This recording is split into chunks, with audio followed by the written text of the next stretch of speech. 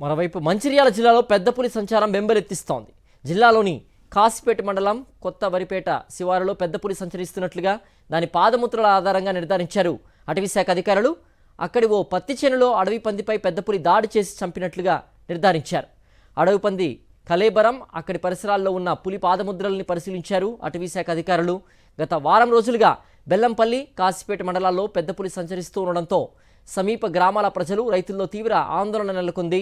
తాజాగా అడవి పందిపై పెద్ద పులి దాడిని నిర్ధారించిన అటవీశాఖ అధికారులు సమీప గ్రామాల ప్రజలు అప్రమత్తంగా ఉండాలని హెచ్చరికలు జారీ చేశారు. జిల్లాలోని కాసిపేట మండలం కొత్త వరిపేట శివారులో పెద్ద పులి సంచరిస్తున్నట్లుగా దాని పాదముద్రల ఆధారంగా నిర్ధారించారు అటవీశాఖ అధికారులు.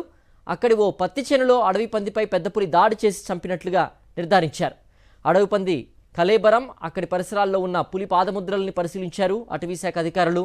గత వారం రోజులుగా బెల్లంపల్లి, కాసిపేట మండలాల్లో పెద్ద పులి సంచరిస్తూ ఉండడంతో సమీప గ్రామాల ప్రజలు, రైతుల్లో తీవ్ర ఆందోళన నెలకొంది.